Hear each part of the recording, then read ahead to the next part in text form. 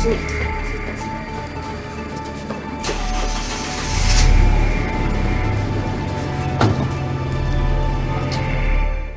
Negeri Sintang tetapkan Kades Senibung berinisial L sebagai tersangka atas dugaan tindak pidana korupsi.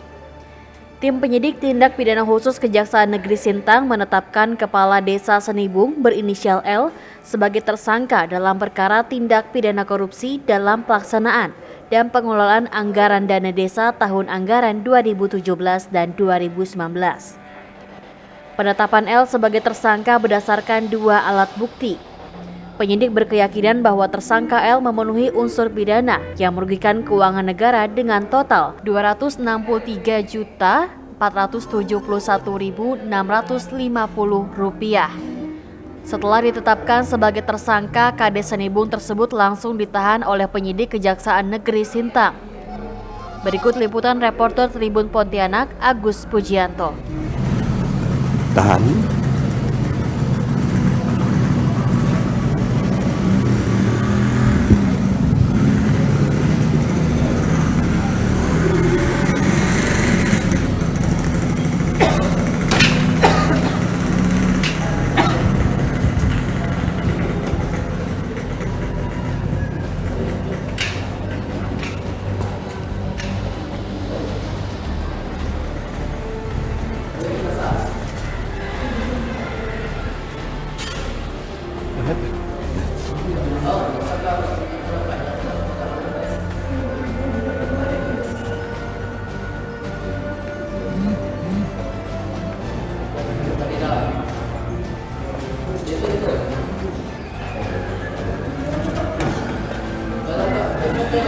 Ada satu orang informasinya yang ditetapkan sebagai tersangka atas dugaan tindak pidana korupsi, yaitu Kades Senibung berinisial L, dan saat ini juga sudah tampak mengenakan baju tahanan dan kedua tangannya juga tampak sudah diborgol.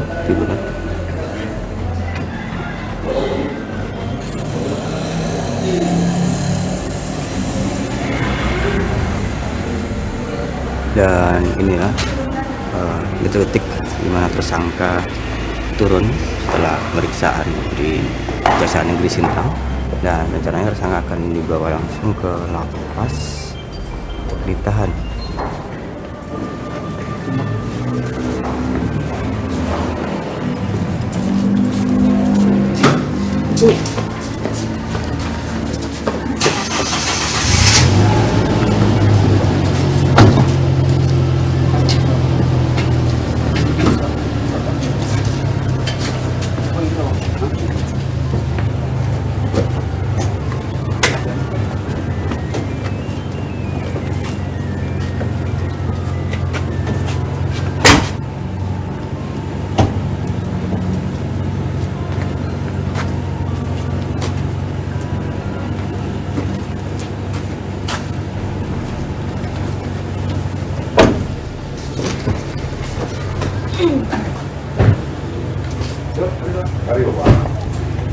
Dan baru saja, dan tersangka saat ini sudah berada di mobil dan akan dibawa ke lapas kelas 12 sebagai tersangka dan akan ditahan di sana untuk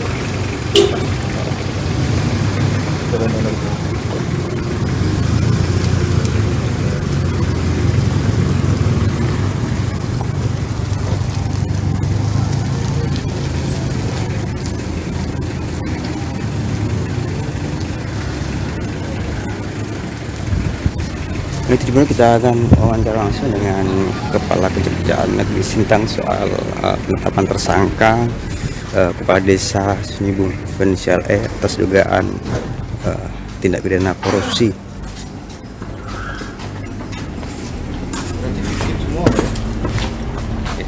Oh, tingginya.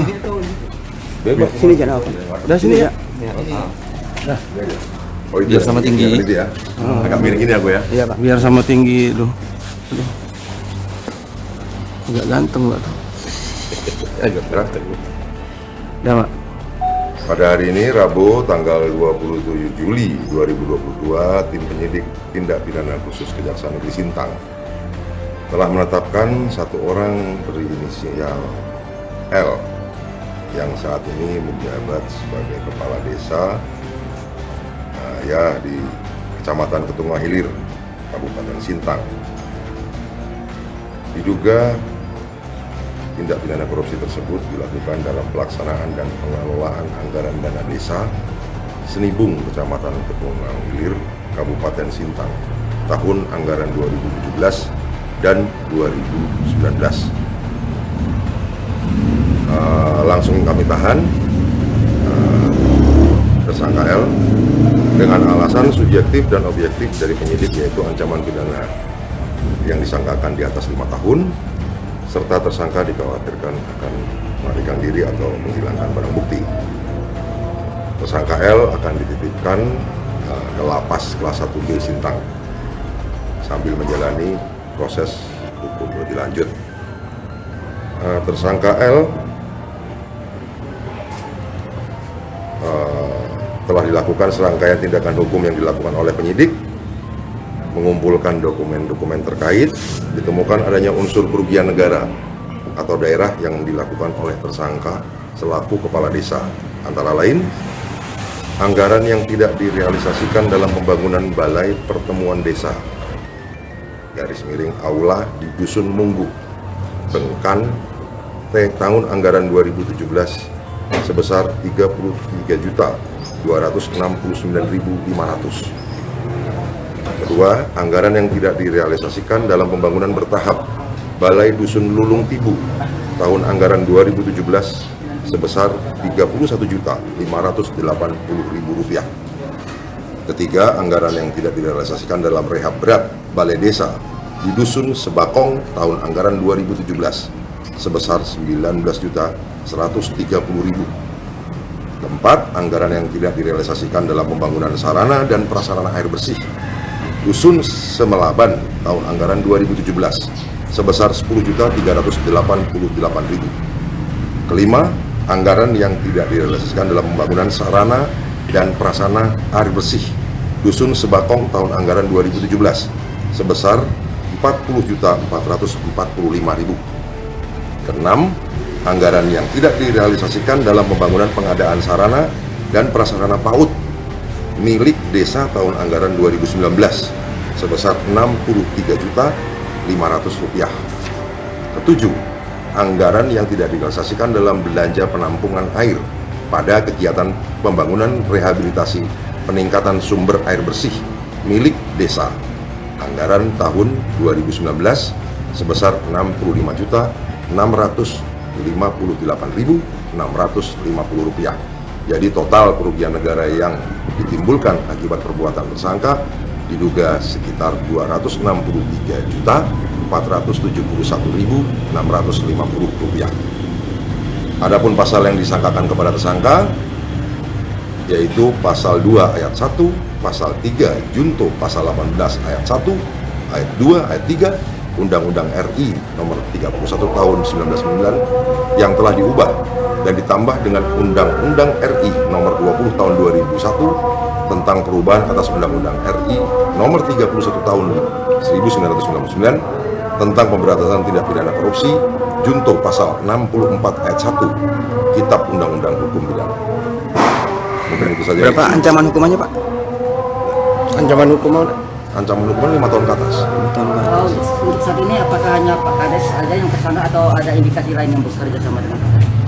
Untuk saat ini Kades tersebut yang kami tetapkan sebagai tersangka, di mana Kades memang